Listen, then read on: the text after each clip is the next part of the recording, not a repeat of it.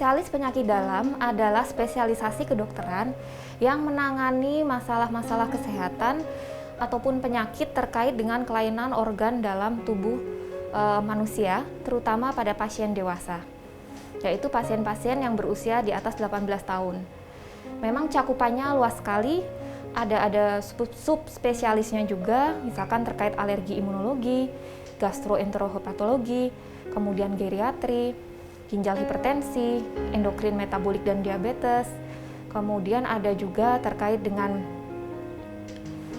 hematologi onkologi medik, pulmonologi, kemudian psikosomatik, kardiologi, tropik infeksi, dan juga reumatologi. Jadi cakupannya memang sangat luas. Jadi tiap-tiap dokter penyakit dalam ataupun subspesialisasi tadi akan menangani penyakit-penyakit terkait dari kelainan organ dalam tubuh manusia. Memang gejalanya bisa sangat beragam, mulai dari ujung kepala sampai ujung kaki. Misalkan pasien datang karena keluhan demam, sakit kepala, batuk, mual, sesak, nyeri dada, sakit perut, diare, sakit kencing, dan keluhan-keluhan sendi misalkan. Jadi keluhannya bisa sangat bervariasi. Memang tidak semua penyakit yang dialami oleh seseorang memberikan gejala yang dini dan yang khas. Pada beberapa orang datang ke kami sebagai spesialis penyakit dalam pada kondisi dengan mengalami komplikasi. Oleh karena itu, alangkah baiknya bila kita juga mempertimbangkan untuk melakukan pemeriksaan atau medical check up secara berkala. Pada orang-orang di bawah usia 40 tahun, tanpa keluhan bisa dipertimbangkan medical check up berkala tiap 2 tahun sekali, sedangkan di atas 40 tahun tiap tahun sekali. Tujuannya adalah supaya bisa mendeteksi dini bila ada kelainan-kelainan di dalam organ tubuh kita. Jadi misalkan pernah ada pasien yang mengeluhkan kencingnya agak keruh, tapi karena merasa tidak demam, tidak sakit pinggang, pasien merasa itu keluhan yang biasa saja. Ternyata suatu ketika pasien mengalami mimisan dan saat pergi ke dokter THT, tensinya tinggi sekali. Dan saat konsultasi ke penyakit dalam didapatkan sudah ada gangguan ginjal. Itu contoh-contohnya. Begitu juga dengan pasien diabetes.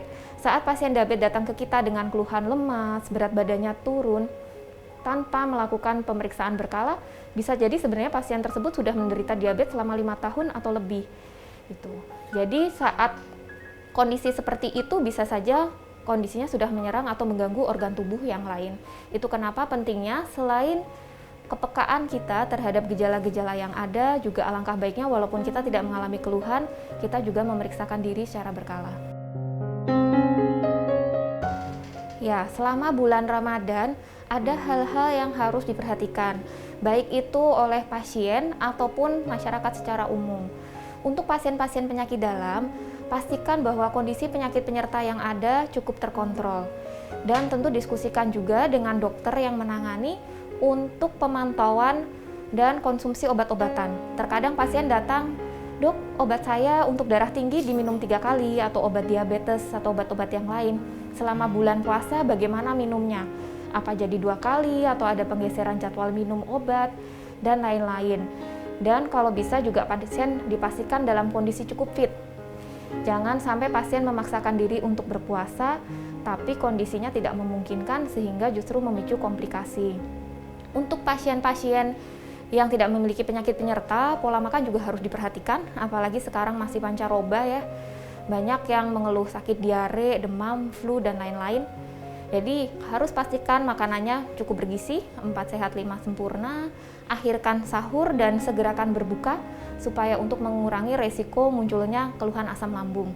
Terkadang pada beberapa pasien yang melewatkan jam sahur atau menunda-nunda berbuka yang sebelumnya tidak ada riwayat MAH atau peningkatan asam lambung, jadi mengeluh ada keluhan tersebut.